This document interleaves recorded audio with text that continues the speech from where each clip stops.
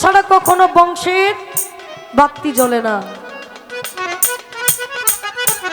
আমার দিনের নবীর যেহেতু ছেলে সন্তান ছিল না, কিন্তু আপনারা নিজেকে নবীর বংশ বলে দাবি করেন। নবী তো নাই, নবীর বংশও নাই। তাহলে আমার একটু জানার দরকার, আপনারা নিজেকে নবীর বংশ বলে দাবি করেন, নবীর ছেলে যদি না থাকে তাহলে বংশ আপনারা কিভাবে হন?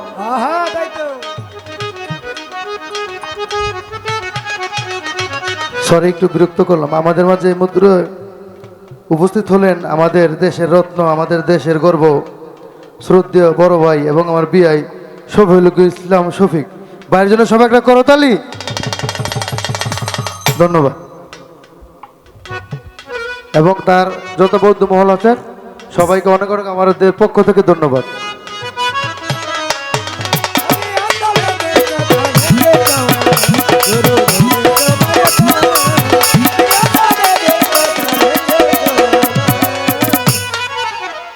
দ্বিতীয় অন্তরায় আসছে, নিরাকারে সেজদা হারাম, বর্জক নিতে হয়। আমি কোন বর্জকে করব সেজদা, করে দাও নির্ণয়। তুমি যদি বলো করো সেজদা, মানুষ গুরুর পায়, একজন মানুষকে আর একজন মানুষকে সেজদা করা।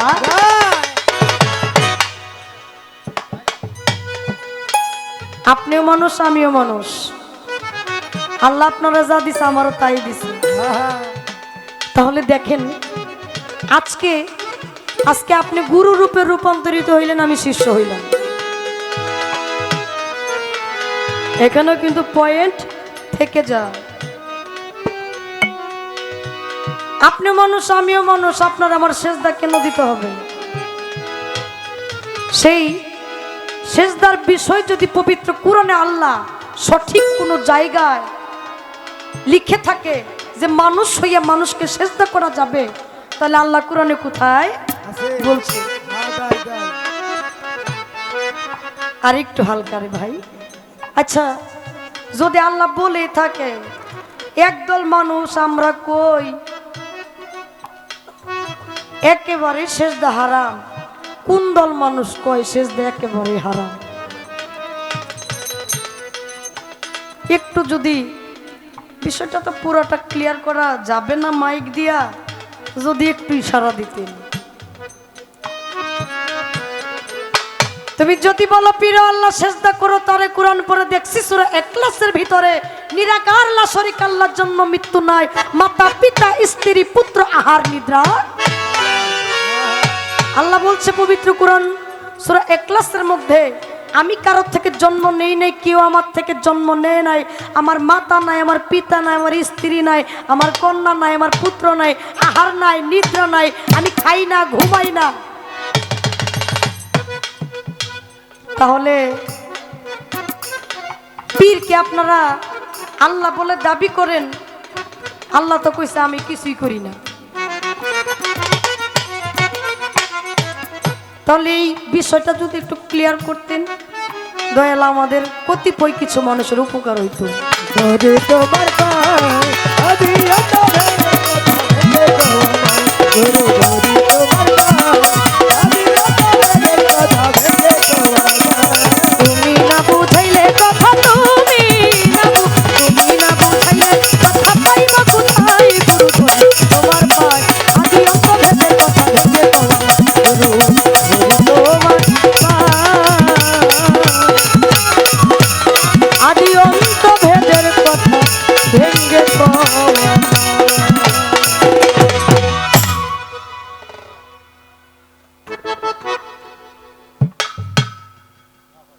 I see.